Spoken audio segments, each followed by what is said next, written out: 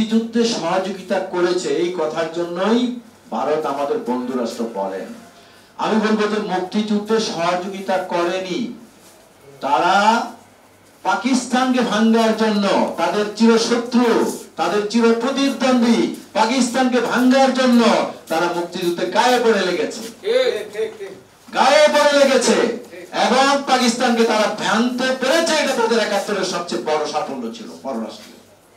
সুতরাং মুক্তিযুদ্ধে আমাদেরকে বাহ্যের কোনো সহযোগিতা, তারা কেন সহযোগিতা করে নাই তার প্রথম প্রমাণ পাবেন মুক্তিযুদ্ধ যেদিন শেষ হয়েছে। হাজার হাজার ট্রাকে করে বোঝাই করে বাংলাদেশের কল কারখানা থেকে সমস্ত কল কারখানা লুট করেছে, সামরিক সরঞ্জামগুলো লুট করেছে, বাংলাদেশের বিভিন্ন ব্যাংক থেকে টাকা লুট করেছে।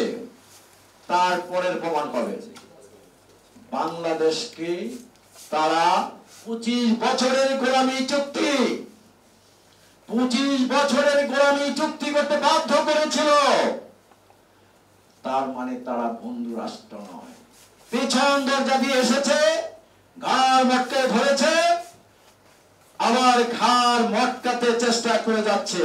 আজকের এই দিনে সন্তুলনা পার্বত্য চট্টগ্রামের ওই সন্ত্রাসী খুনি ত্রিপুরাতে বসে বসে ওই মোদী সরকারের প্রতিনিধির সাথে পার্বত্য চট্টগ্রামকে কিভাবে অস্থিতিশীল করা যায় তার জন্য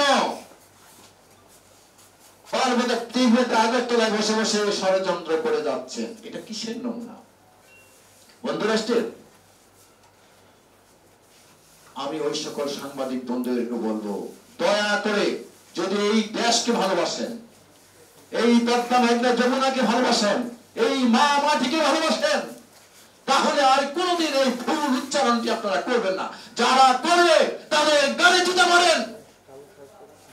কেন এই দেশ কি স্বদেশ কি আমাদের নাম? এটাকে বারবার কি এখানে কি সকল নয় শেখে যাবে? এখানে কি ডিম পারবে হাসে খাবে বাগদাসে? কেন এই নৈরাজ্য এখানে তৈরি হবে? কারা তৈরি করছে? সবচেয়ে দুঃখ লাগে যখন দেখি এক ধরনের দুর্বৃত্তকারী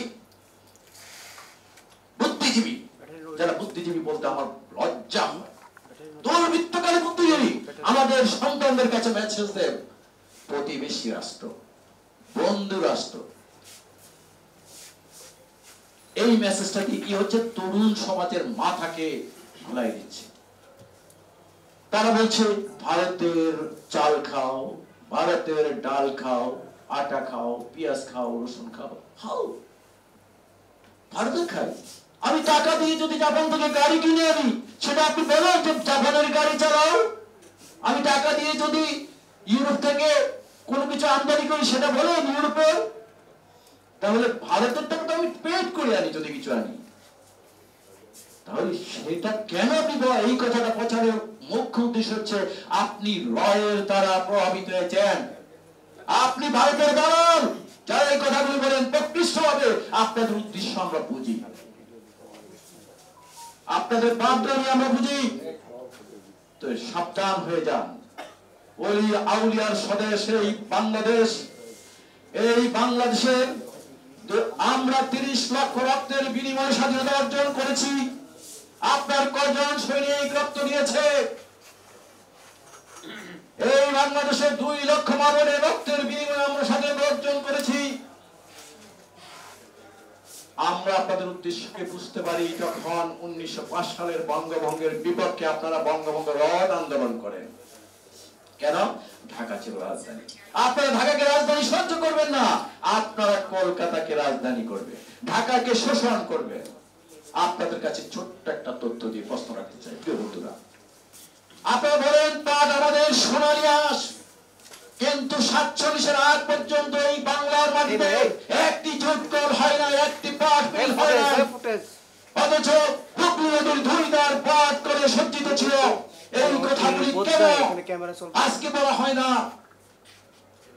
তারা শোষণের সেই পরিযাত্রা আজকে নয়, মোগল যুগ থেকে। সেখানে কি দিল্লিতে কি মুসলমান ক্ষমতায় ছিল না কারা ছিল সেটা বলার বিষয় না। দিল্লি আমাদেরকে শোষণ করে। ভাই এটা রোল চলে, ভাই আমাদের রোল চলে, আমাদের লাগবে এটা। বিরুদ্ধে সর্বশেষ আমাদেরকে হুঁশিয়ার হতে হবে। সবাইকে ভালো থাকবেন, শুভেচ্ছা। অনেক বড় বড় লোকেরা আছেন, ক্ষমা প্রার্থী যে আপনাদের সময়, মূল্যবান সময় নষ্ট।